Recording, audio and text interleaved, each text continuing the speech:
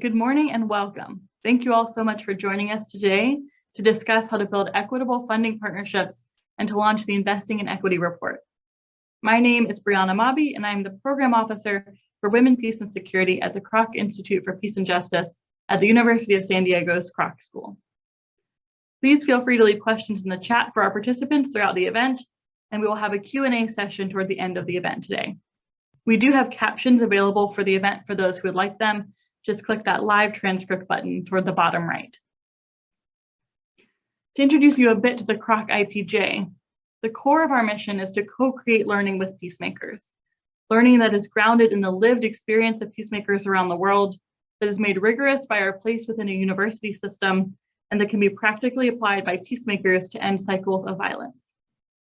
Created in 2002, the Women PeaceMaker Fellowship has built a community of global peace builders working for more just societies.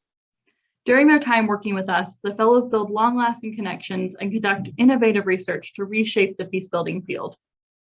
International partner organizations play a key role in this process, helping to shape the scope and audience for the research while building connections with the Peacemaker Fellows. We are proud today to share the final report from the 2019 through 2020 cohort of Peacemaker Fellows and international partners, and to share the key findings from a multi-year research process.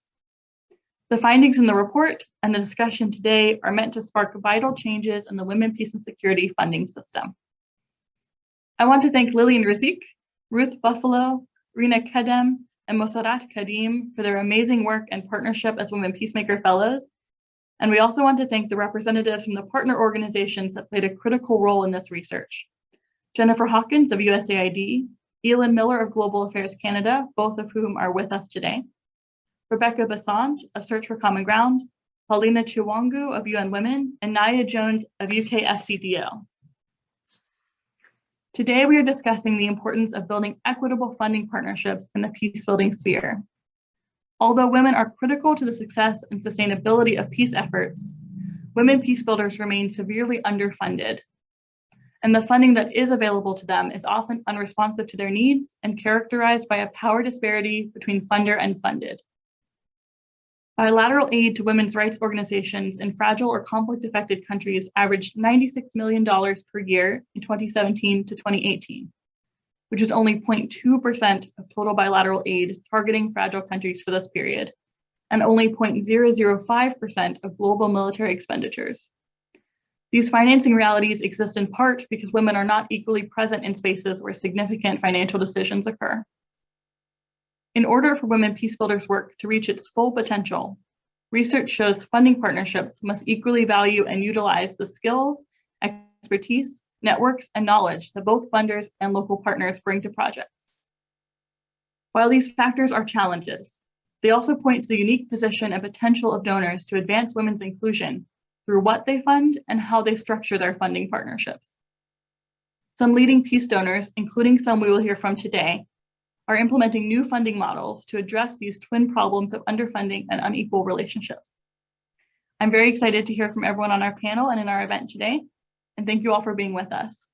Without further ado, I would like to welcome Lilian Riziq to provide opening remarks. Lilian is a prominent leader in the women's rights movement in South Sudan, and an activist who has worked to strengthen local women peacemakers' capacity, including through the South Sudan Women's Empowerment Network, a nonprofit organization that has been vocal for 2 decades advocating for women's rights and including them in government decision-making at all levels.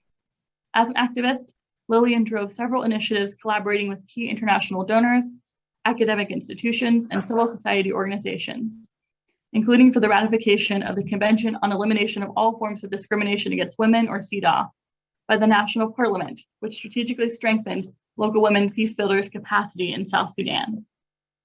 Lilian served as a State Minister of Agriculture and Finance from 2012 to 2015, and was a member of the Constitution Review Commission representing women-led civil society organizations. Today, she is a fellow with Vital Voices Engage, an organization that invests in women leaders who change the world. Thank you so much for joining us today, Lilian, and we're excited to hear from you. Thank you so much, Brianna, for having me here today. It is a great honor to be with you all.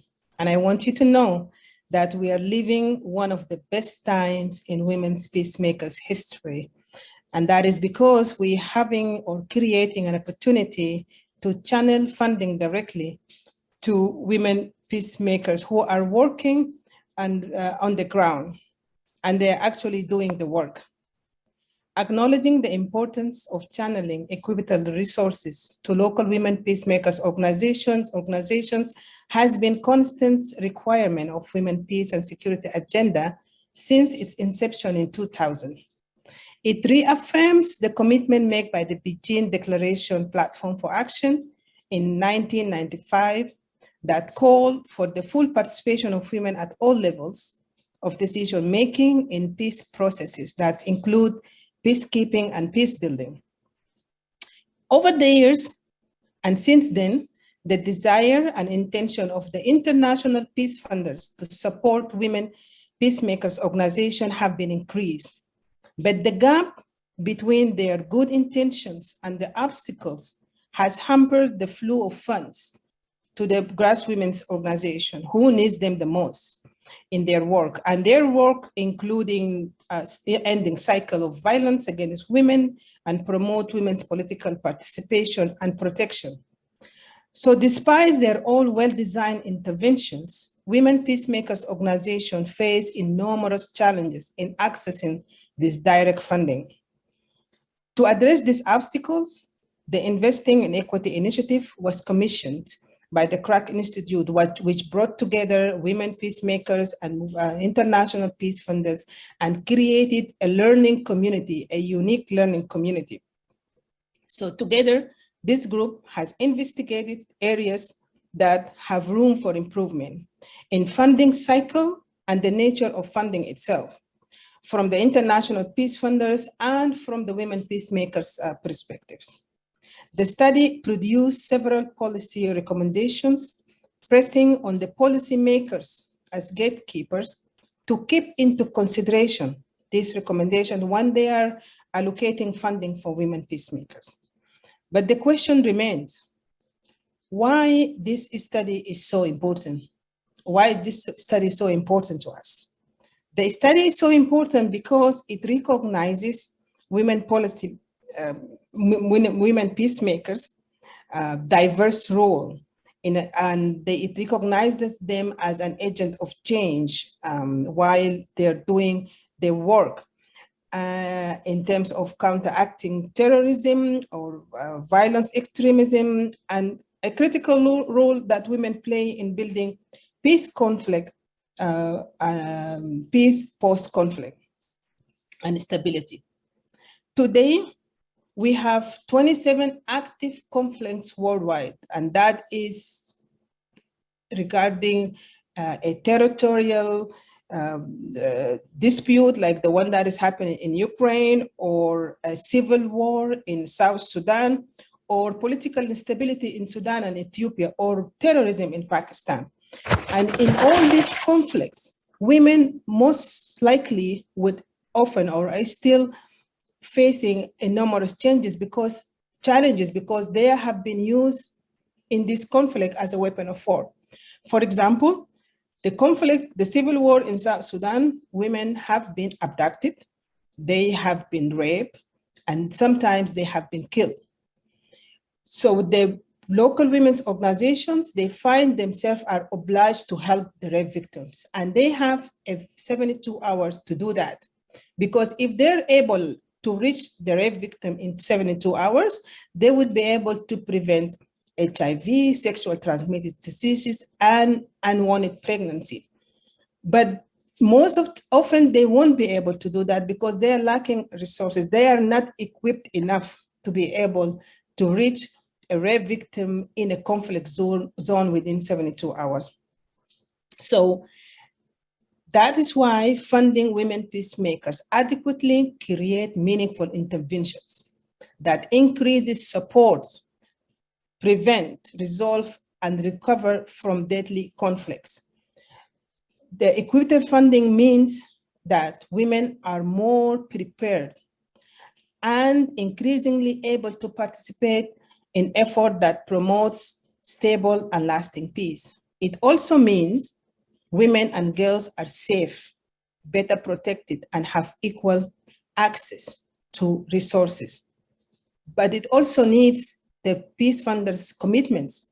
They have to commit on building the capacity of the local women peacemakers organizations to ensure sustainable women's peace and security effort. But for me personally, and as this research highlights, it means more direct, flexible, and rapid response funding that must reach the actual women peace leaders who are doing the work and risking their well-being to advance peace. Today, you will hear from my colleagues and partners. Together, we explore how to build equitable peace building partnership. And we hope that our work, this research, and its finding will give you and your funding partners clear steps to advance the women peace and security agenda. And I thank you so much for listening to me.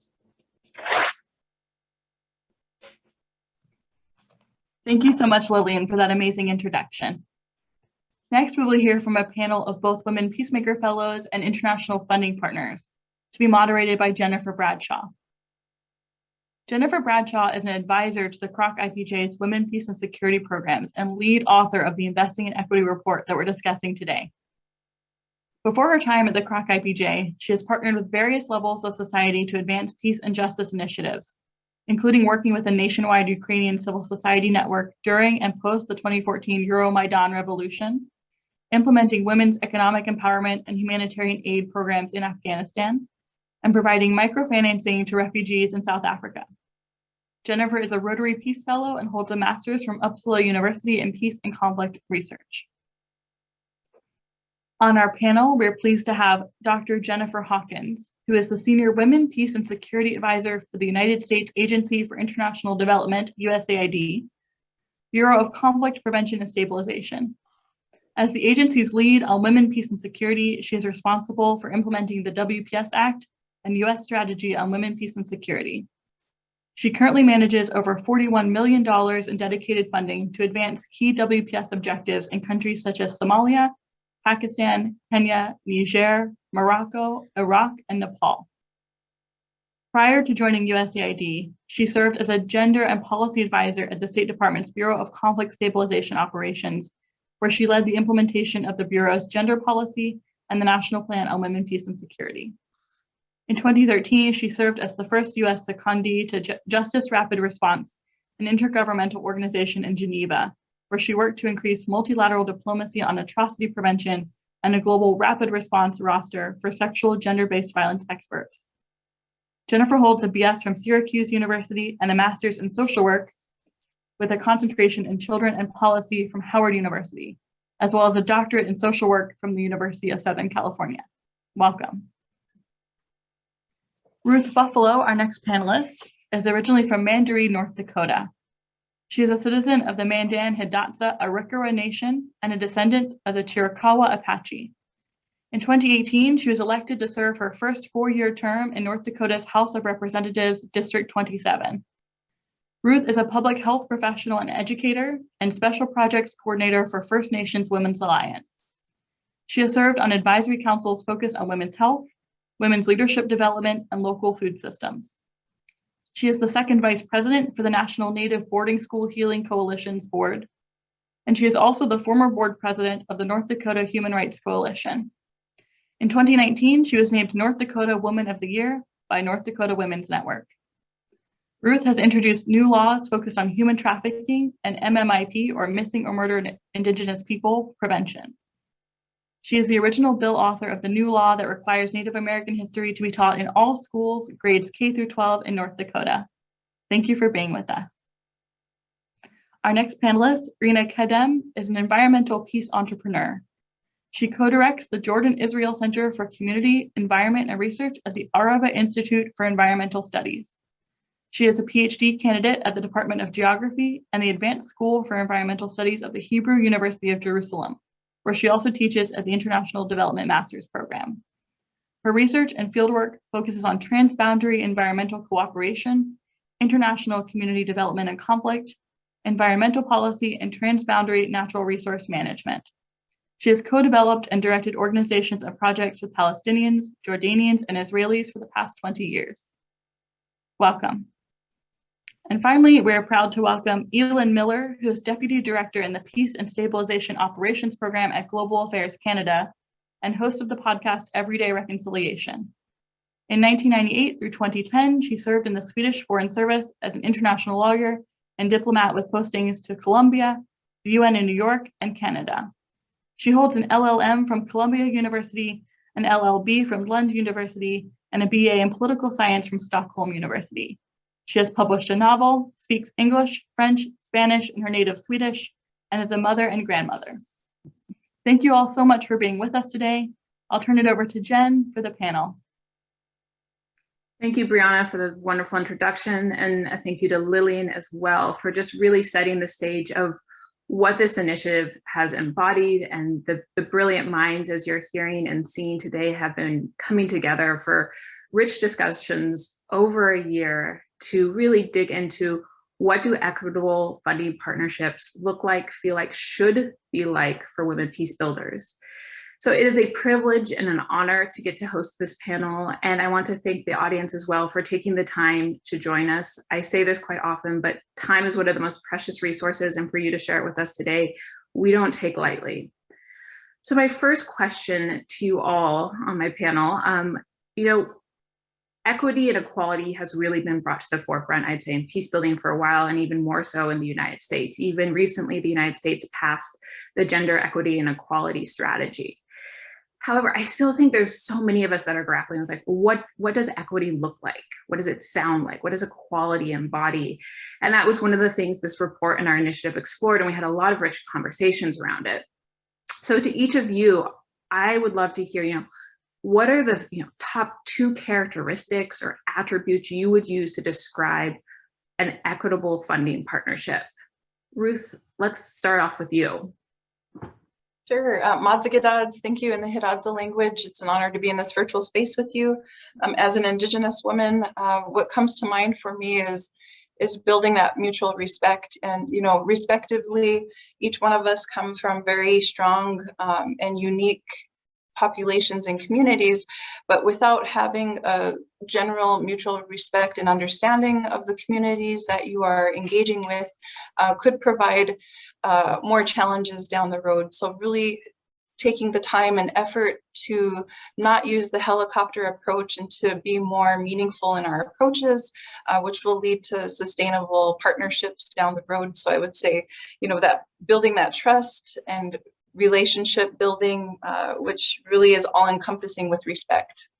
No, I think you bring up really powerful points. I mean, for me, I wrote down mutual respect, understanding time. I think just really committing time, and that these things, to your point, can't just be done in a week or two. Rina, to you, what are some top 2 characteristics you would describe or you would use to describe an equitable funding partnership? Greetings, everyone, and thank you for joining us, and thank you, Jennifer, for hosting this panel with us. For me, trust, like Ruth said, trust is a big one on top of all of what equitable means to me and to this work. And I would include also reciprocity and balance, and remembering that it's all about creating those pathways of exchange between those sitting in different positions. And yeah, I'll keep it brief. So these would be my main points. Thank you. Thank you, Rina. Elin, to you, especially as a funder who's worked in a lot of different contexts, what would be your top 2 characteristics you would use to describe an equitable partnership? Thanks, Jen. I actually have one. Okay. I love it.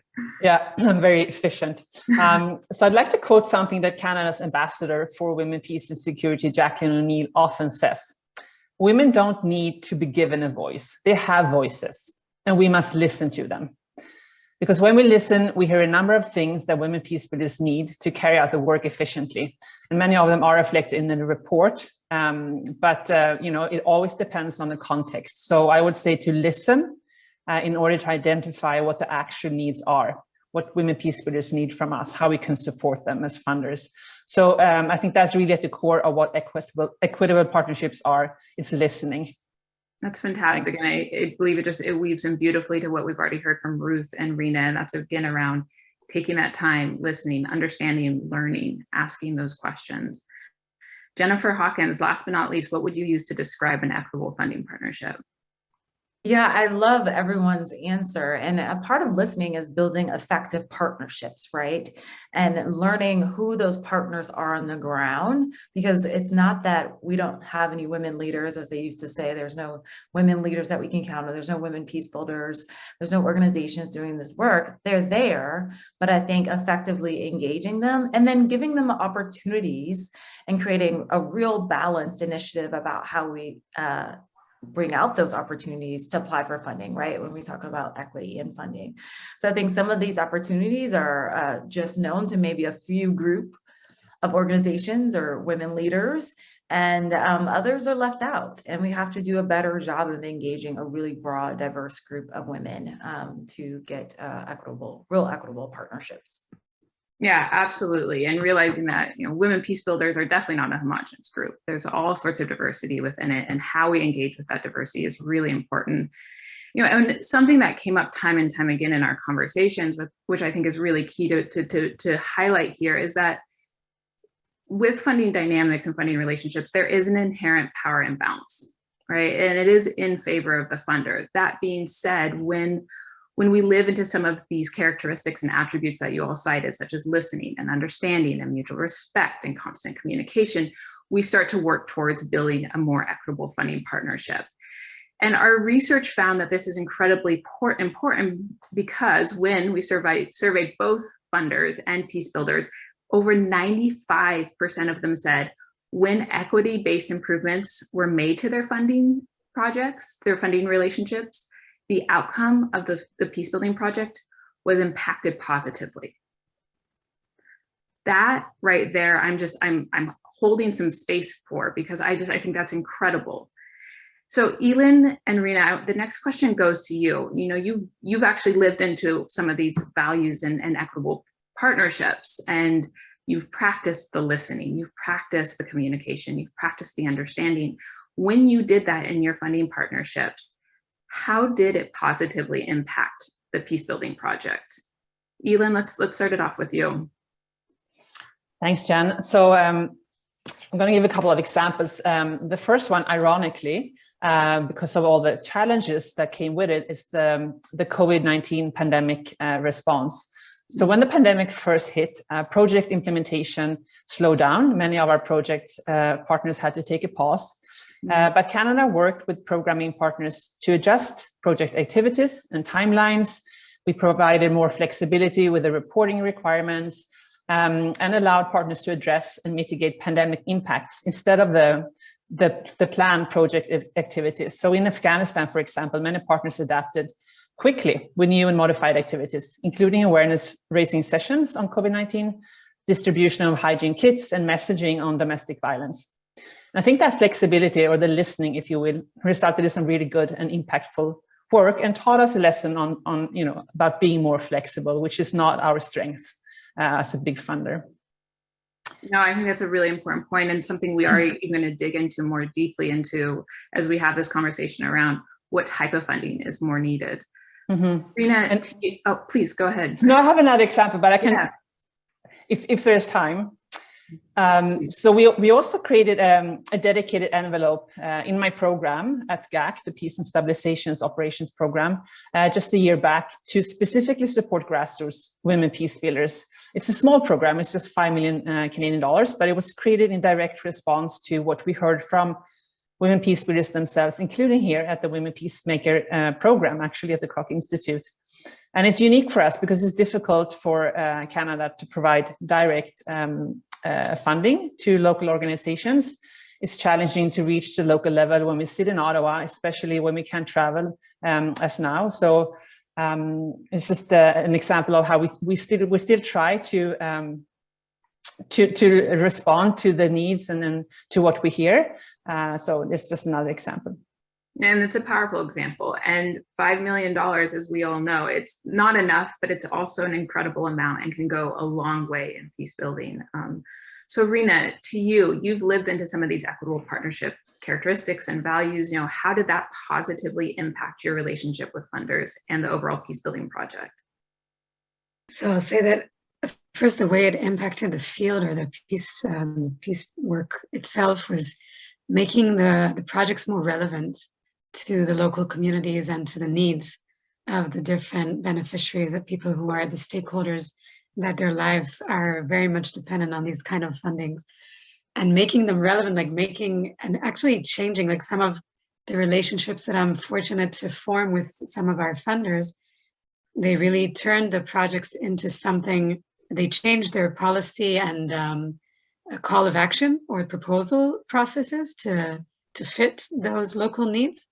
And we could see it creating a lot more sustainable schemes. So not only people wanting to please certain donors and their criteria, but actually the donors listening to the real needs on the ground and doing it vice versa was unbelievable. And I go back to a key, I want to highlight one of the things that Ruth said was that it's really all about relationships. So some of these relationships with funders go on for years. And even if they change positions, they still carry these experiences and these relationships to their next positions, because many times people in these positions, as we know, change rapidly. So relationships are really in the key and the center of what is equitable funding and the partnerships we want to see. And I think the relationships goes always. It's both with the local communities and the people we work with the women peace leaders and with the funders, and holding that as any kind of relationship, that it needs taking care of, it needs honesty, it needs mutuality is what I found very useful. And I'll just say one more thing, that is specifically, I work a lot with border communities. So again, different examples where funders were open to listening to the needs, and the communities just felt it, especially also when it comes to financial development coupled with environment and peace work. So that's where it had a very tangible impact, this kind of listening. No, and I, pulling out some of those key things that just really stuck with me is, first and foremost, it makes the projects more relevant. They actually line up with the realities, you as peace builders are navigating on the ground. And the other thing, like you just kept underscoring, is the relationship part, and building relationships with the funder as an individual, but also as an organization is key. Because you're right, when our research found, we have funder as individuals cycling through organizations. So we need to make sure we build those relationships that are long-term. So my next question is to our two funders on the panel, Jennifer Hawkins and Elin. Elin, you even started to kind of highlight some challenges you've navigated as being a larger government funder and trying to get more funding directly to the peace builders. And our research found that some of the biggest challenges, or I'd even say just the most acute pain points in the funding process, was at the pre-award phase, and then also what types of funding would be administered. So for example, pre-award phase, we found that nearly half of the funding announcements posted by funders weren't actually being seen by women peace builders, because where women peace builders were looking was completely different, from where the funders were posting. Also, we found that women peace builders identified flexible and rapid response funding as the most needed improvement among the types of grants out there. So these findings highlight some really key ways we can start to think differently and create new mechanisms within the WPS funding space. So Elin and Jennifer, I know you both have done some really creative things within your organizations, and really creative things for being within a government. Like, again, underscoring, like, you're navigating some tough bureaucracy. So if you can do it, I think there's so many other funders out there that can do it. So question to both of you, or let's kick it off first with you, Elin, or I'm going to go to Jennifer, because Elin, we just got to hear from you. So Jennifer, USAID has done some interesting things with sort of earmarking a pool of funding to do rapid response funds or flexible funds. It'd be great to hear how you did that and really the impact that had on the overall peace building work you were pushing forward. Yeah, I think we were very fortunate at a time when critical needs were for women peace builders, particularly in terms of getting their active involvement and participation in the peace process. The formal peace process, as we know, there are always like two tracks.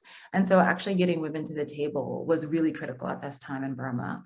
and not just getting them to the table, but preparing them, creating an increased capacity so that they can formally be able to talk about different sectorial issues like economic empowerment, for one example.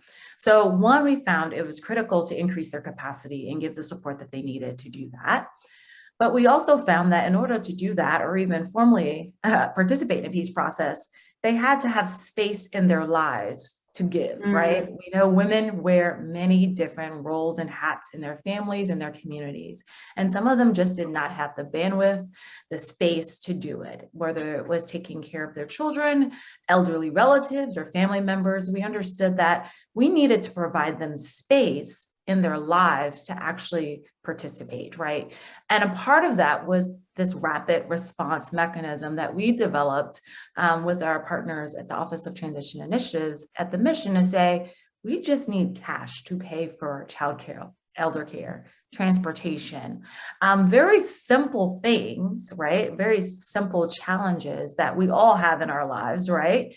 And if we could just give a little space to these women with some rapid funding, which does not exist, as you already noted, and in some of our entities, big government donors, it's really hard to get that rapid response, that we saw an increase of participation. It literally rose by 30% at the end of the peace process in terms of their physical contributions in that space.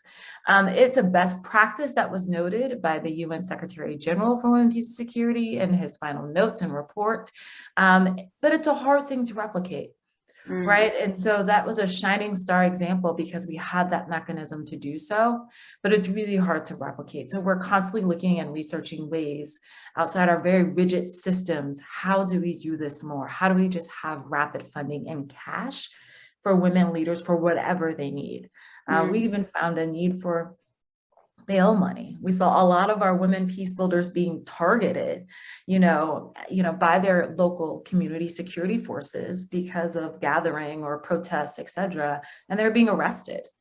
And a lot of them couldn't run their organizations because they were dealing with some, very challenging security sector legal battles. So how do we even assist them in that space? There's so many components of ways that we can just assist with just rapid cash that, I am working every day to figure out what can we do to make this a consistent and, part of our agenda and not just the shining star example that we give over and over again. I'll stop there though.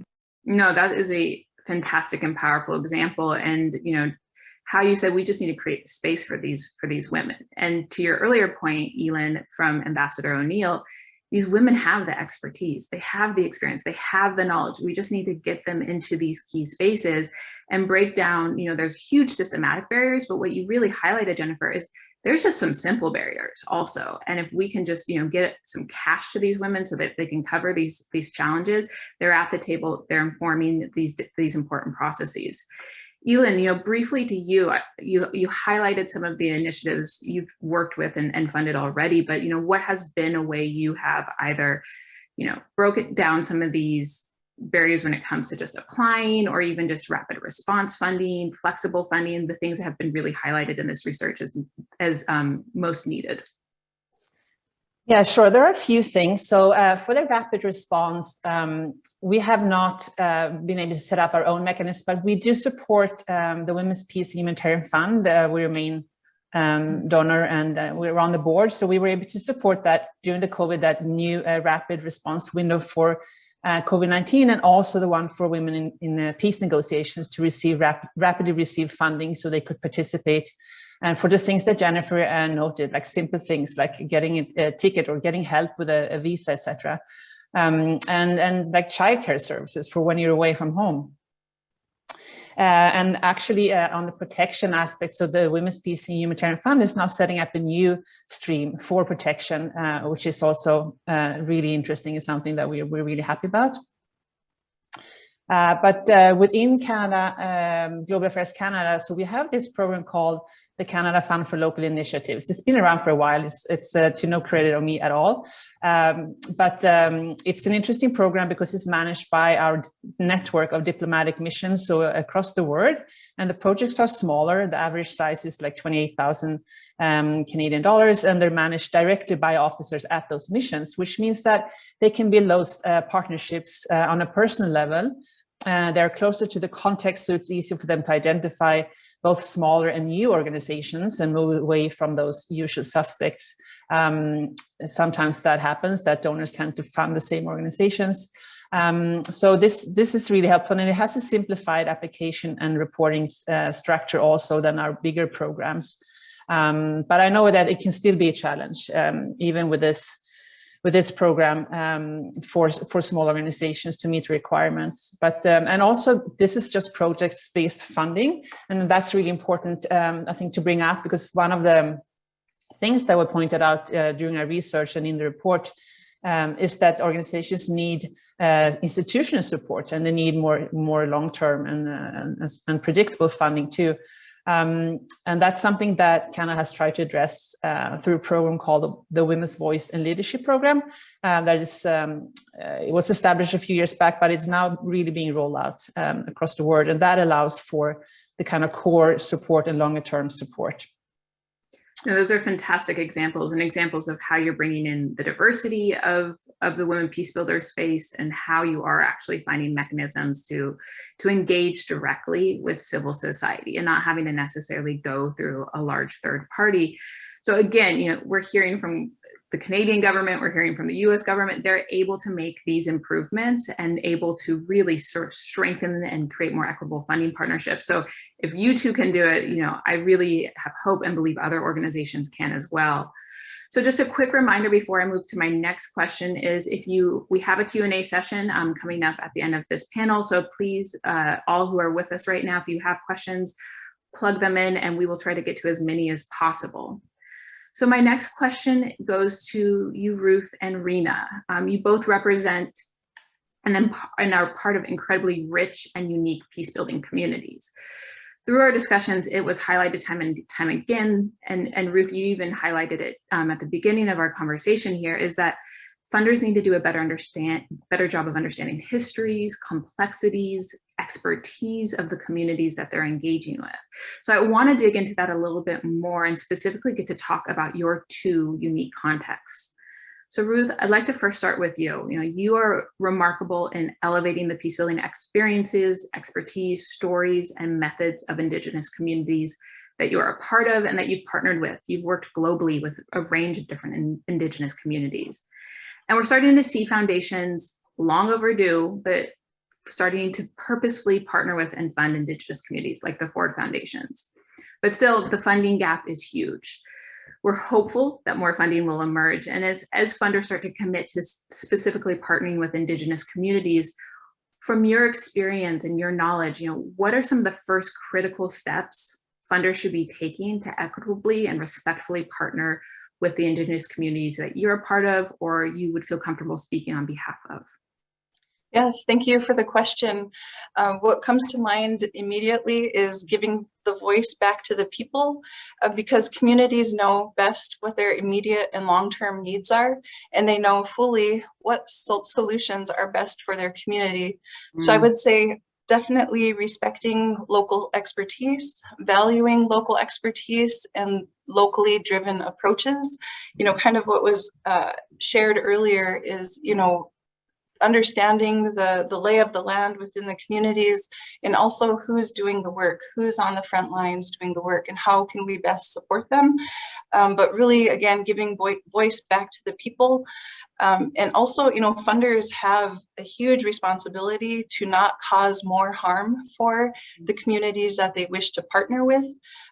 If we are trying to eliminate or end violence, funders have a very important role to play in not contributing to that violence that occurs within these communities.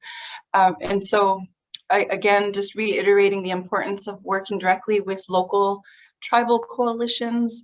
Some of the huge issues that have been shared with me is that funders often will, not all, but have funded those that they know and not necessarily those that are actually doing the programmatic work on the ground.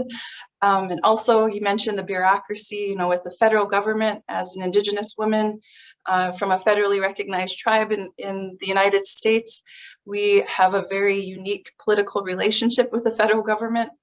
And as it stands, the federal government has made it so competitive for funding that people at the state government level are competing with Indian country funds. So for example, someone at the state government level is competing with tribal nations for the same funding, although they might serve Native Americans, but not within Indian country. So there's some distinct differences there. And funders also, again, just need to learn better ways to understand and meet those who have been historically ignored, meeting them where they're at, and to continue to work together and to ultimately eliminate violence on all levels. Thank you, Ruth. And I wrote down a number of things that you've highlighted that I think are incredibly important.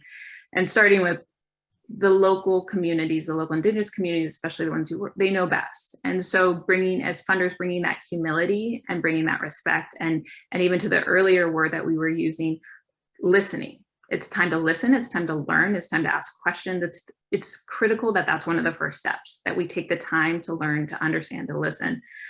And, I think you also brought up a really important point about the do no harm. And we talk about it, we see it on grant applications, but like, what does that actually mean and feel like? And understanding sometimes even as funders, we might have been part of the process that caused the violence. We might be an actor in that or have some historical connection, and really having to recognize that as well.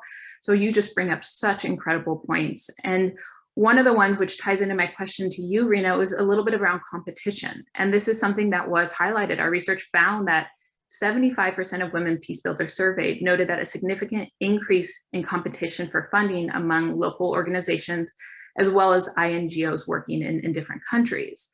So there's just a greater competition for funding, and that's for a range of reasons. I recommend reading the report.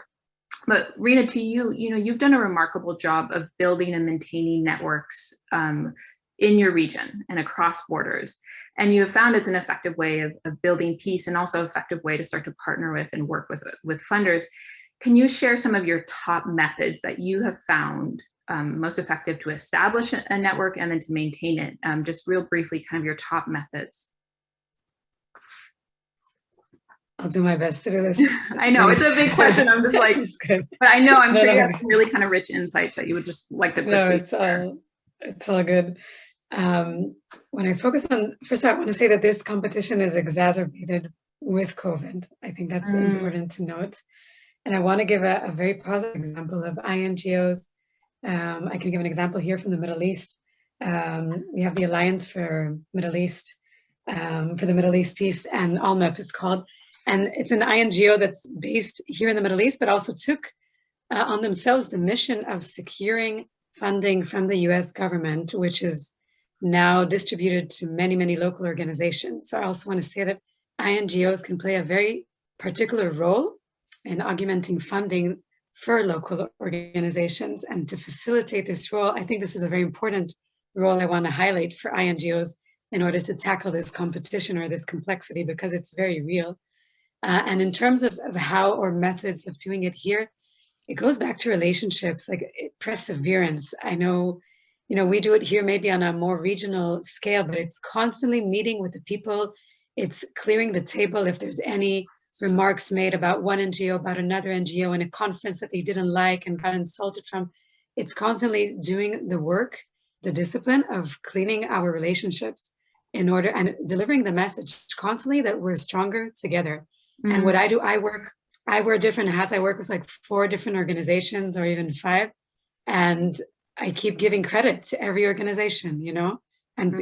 organizations really need that and appreciate that. So, and the message is constant, like we are stronger when we work as an alliance, as a network, but it's constantly doing this relationship building and going through the hardships, because they're going to be there. We do things that we misunderstand each other, as we're talking about the local stakeholders and NGOs. And because the competition is so real, these are, they are threatening the actual existence of these small organizations. So it's not easy to clear the table and be honest and build this respect and relationships. But that's, I think, my top method is the perseverance, the honesty, and this message. And when we send this message to donors and funders, and we're talking about peace work, if we can collaborate, like what we have to walk our talk. And this is not easy also, like we speak about this amongst us a lot. If we want to send a message of peace, reconciliation, and cooperation, we have to do that ourselves as women, as peace builders, as local organizations. And again, it's not easy, but we're here to do the work. So I can say again, humility and honesty and going through it together.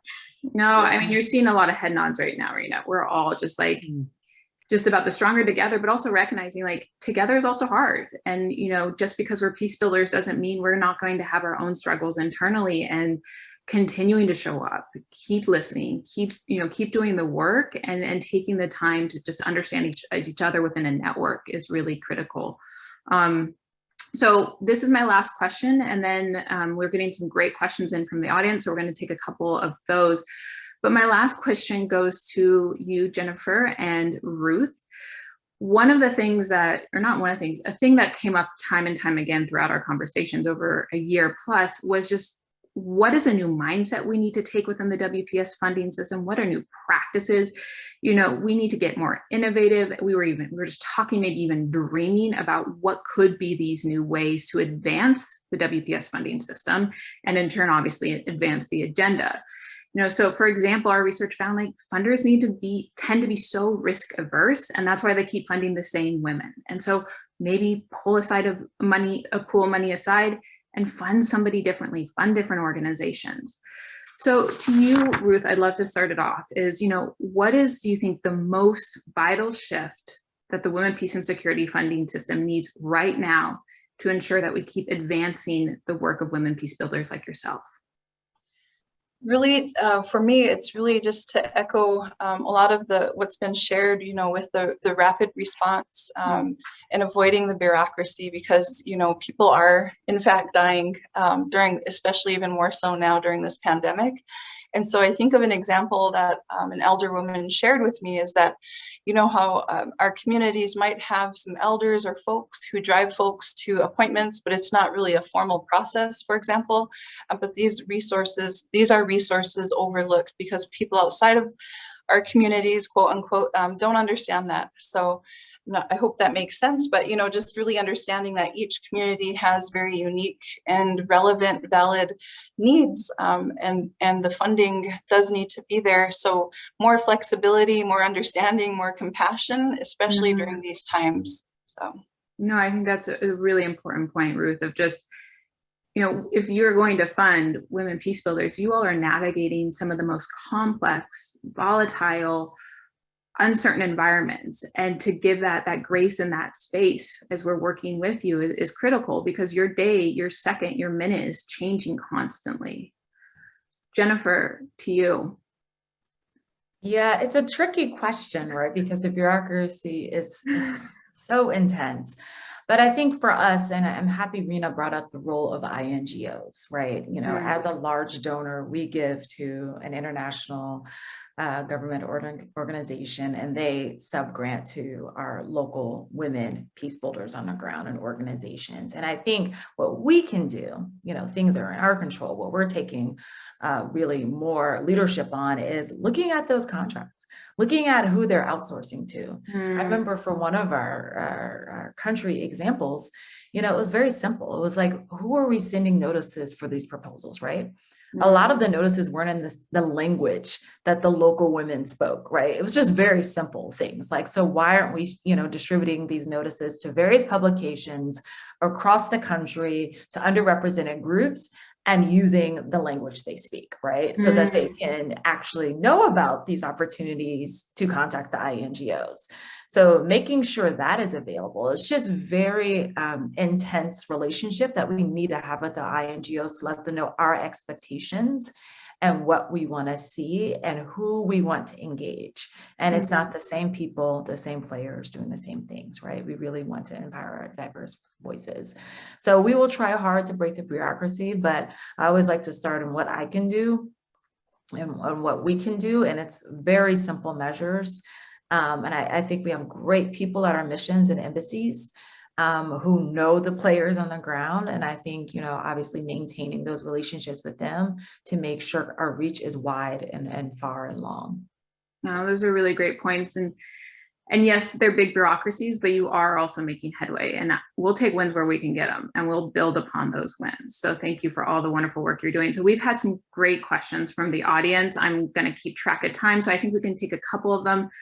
The first one is, and I think this is great because it's something that we definitely saw more of during COVID, flexible and rapid response funding, which, as Ruth, you further highlighted, we really need. So how do you convince decision makers that flexible and rapid funding practices should remain in practice after the pandemic? I'm going to just open that up to the panel. Who would like to answer that? This is Ruth. I mean, I can share what comes to mind is, always trying to find upstream solutions, getting to the root cause, and being proactive. Oftentimes, many of our communities are very used to, are very well accustomed to operating in crisis mode, which in turn, provides a whole host of stressors that will affect our lives. And, so I think of the frontline workers, I think of the women peacemakers who are putting their lives on the line to help their communities. But we also want them to live longer as well, and so from a public health lens, I hope I'm making sense there, but, in that, finding that proactive approach, and I think of, what has happened during this pandemic, would we have been in a better place if everybody had access to the social determinants of health, the basic needs. But with the pandemic, as we all know, it shined a bright light on the gaps within our systems that have been longstanding. So again, just for me, it's really, how can we be proactive on the front end to prevent further lives from being lost? Yeah, and I think you bring up a powerful point too, Ruth, of just the intersectionality of our work and your work. You're wearing so many different hats, and you're not just a peace builder, but you're also a frontline worker, a healthcare provider. So if we're going to do peace building work, we have to understand those intersections as well. The next question, and I think this is great, especially as we're sort of thinking towards forward and what should we be taking forward, especially from this conversation and as we dig more into the report. Panelists, what would you recommend to young women peace builders who are at the start of their career or launching their own NGO and are searching for funding and funding partnerships? Again, I'll open this up to the panel, whoever is kind of most inspired to answer that question, but I love it. What about the next generation? They're critical, and in some of these countries we're operating in, they're the huge part of the population. Rina, you're smiling. Do you want to take this one? Oh, you're kind of breaking up. There you are. No, I'm smiling. I'm smiling because it's such an important question. Yeah. And my son just stepped in the room when we were. There we go. Next generation right there. The next generation. But this is a crucial question. I think it's what the younger generation can do and what we can do in order to pave the way for these collaborations to happen. So first, I think, is mentorship programs, and how to create, again, these places and venues for conversation. So for young women who are interested in stepping to this field, that they have an address, that they have somebody to go to and explore and discuss. And so much of this is exploring the self. So I think mentorship programs are really important. And similar to what we're doing here, this program that the Kroc Institute was doing, what you see here, I never take this for granted, of bringing the funders with the peacemakers together and creating these pathways of conversation. So I would create more of those kind of programs for younger women, starting their pathways, both with senior peace builders and already with the funding representatives. So I'll keep it to that. Much more of a let's hear more. No, it's a really important point about that intergenerational exchange, and that, so many of the older, more senior generation, you're in the positions of power. And so it is your responsibility and duty to start to bring in the next generation and do it in a very meaningful, intentional way, because this younger generation also brings incredible expertise. And I'm just going to do a little shout out to the Women PeaceMaker Fellowship for this year. That is their focus. Their focus is looking at intergenerational partnerships. And the cohort has 2 younger women and 2 senior women. So, Rina, we're with you 100% and all of you. So there was a lot of great questions. I think we're going to regroup as a team and see if there's some ways we could also answer them still. We don't necessarily have time today and get those answers out, because I think there's just some richness to those questions as well, and some really key insights. I'd imagine all of people listening today would value your expertise. So before I hand it over to Mossarat Qadeem, who is our Women Peacemaker Fellow as well, and do our closing statement, I just want to give an incredible thank you again to this panel, to Lilian, to Brianna, to the Kroc IPJ. And also there was a huge group of brilliant minds that came together to do this initiative and to get this report. So I would ask all of the people listening right now, when you get off this event, go look at that acknowledgement section of the report. I don't unfortunately have the time to list all the minds, but like it really, really was a collective effort and a collaborative effort, and I don't take that lightly. So thank you, Jennifer, Ruth, Rina, Elin, for sharing your expertise, to bringing life to the findings in the report, and sort of bringing your expertise and personal experience. It's just been such a joy and an honor to get to have this event with you today, and just get to collaborate with you over the past year plus. So now I'd like to introduce Mossarat Qadeem. Mossarat is the Executive Director of Paymen Alumni Trust, a pioneer organization in preventing and countering violent extremism in Pakistan. Mossarat is internationally known expert on PCVE, de-radicalization, women, peace and security, and has spoken at the UN General Assembly, the UN Security Council on the subject. She is the member of WASL and the Commonwealth Women Mediators Network, and she advocates in the realm of women, peace and security at a national and international level. Mossarat also brings an incredible rich background in working in academia and expertise on all that level. So over to you, Mossarat. Thank you so much for joining us all the way from Pakistan at this late evening. It is wonderful to see you, and thank you for doing our closing remarks.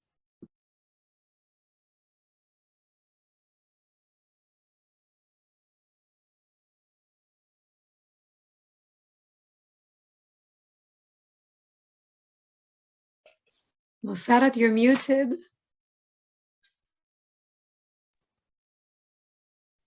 Sorry. So good morning, and I think good afternoon and good evening to everyone. It was such a rich discussion, and talking after the four panelists, I think it is very difficult, because they have almost like addressed everything that I really wanted to cover.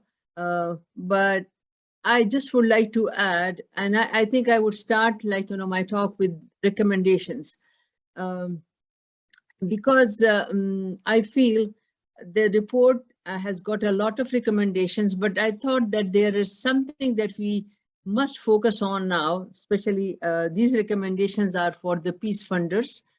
I would recommend that the communication between peace funders and women peace builders needs to be improved at a strategic or operational level, so that the benefits in terms of project efficiency, sustainability, and stabilizing impact could accrue.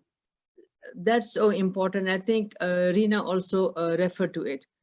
There is also another recommendation that donors need to be flexible in their designing of the projects, because sometimes simple alterations according to the needs of the community or tailoring activities to local dynamic context can save the resources and can increase the impact and sustainability of the initiative. Like I think in the pandemic and in some of the emergencies, this is what we our donors actually, they were flexible, and this is what we have done, and we got the best of the outcome of it. My third recommendation would be that please, the donors should not force donor-driven agenda, or I would just say in inverted commas, global north priorities on women peace builders or their organization by imposing pre-designed programs that have not been tailored to local context. And this is what we have experienced, and especially in two projects, one was health and the other education. My fourth recommendation would be that a donor peace builder grantee relationship should not look like a forced march where donors behave like owners exerting control. Instead, it should be a relationship of like-minded supporters, supporting each other, coordinating with each other in a friendly way, and of course, maybe we would say like giving them the recommendations or the guidance. So it should be an amiable association where the donors and I mean the funders and the peace builders grantee are not strategically aligned, but the working relationship functions well and effectively. These are like, a few of the recommendations that I really wanted to put in the beginning of my comments. And I also would like to actually share two examples, best example, and I think Jennifer just asked what could be done, like, in a situation, in this situation, regarding WPS agenda and the best, I would say, like, an example of a good donor. Here, I think what comes to my mind are two donors. One is ICANN. It's a best example of equitable partnership because it does not give its own RFP, that is request for proposal or call for proposal. Rather, it develops the request for proposal in consultation with Women Peacebuilders partners, and then build on the local Women Peacebuilders expertise, knowledge, values, and strategic aims. ICANN also has a collaborative strategic and operational approach, and quite sensitive to the local realities Women Peacebuilders operate in.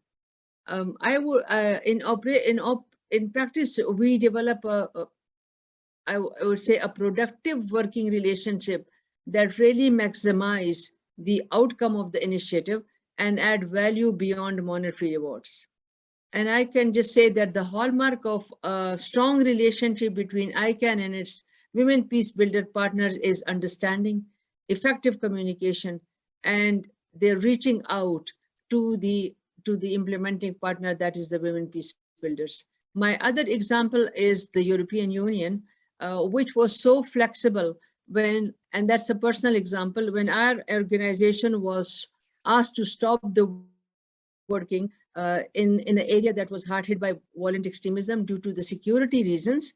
European Union waited for 1 year, and we were not asked to give back the money or stop the put off the project. Rather, we were asked to continue the project when the situation improved. So I think that's another great example of a flexible, I would say, funder grantee or funder Women Peacebuilder relationship. There is also, I would say, that since the Women Peacebuilders, they have greater legitimacy, sustained interest, and the ability to share skills more relevant to local context. So they have, which are very important for the success of any project. The funders must keep that in view while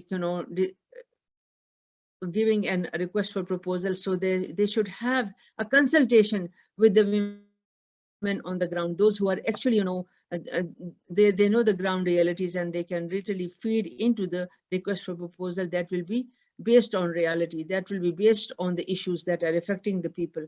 So this is what I would conclude my remark with, that since the donor supporter is vital for the local peace builders, but the funder should also recognize the need of the local peace builders, their sensitivity, and of course, their position in the community. And I'll just give you an example, and I think I wrote it in the chat part as well. When Jennifer was telling about the flexible funding and the way they supported, I think the case in Myanmar, or I think it was Myanmar. Actually, we were calling for when we were facilitating the Afghan peace builders, their visas, and then of course, to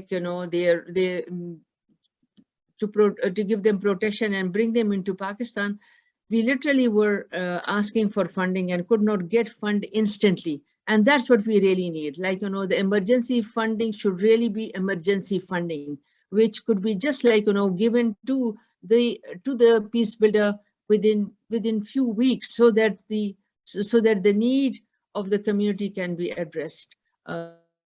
that's what I would say at the end of the day. And it was a great discussion, and congratulations to all of us for this great research. And I think it's a great contribution of the John B. Kroc Institute, Jennifer and her team. Thank you all. Thank you so much, Mossarat, for that amazing closing statement. Thank you all to all the panelists for sharing your insights and experience with us, and for highlighting these best practices and next steps for building more equitable partnerships. I want to thank everyone in the audience for joining us today, and we hope you'll take time to read the full report as well. We're sharing the link in the chat so you can see it. Thank you all, and that concludes our event. Please have a wonderful rest of your day.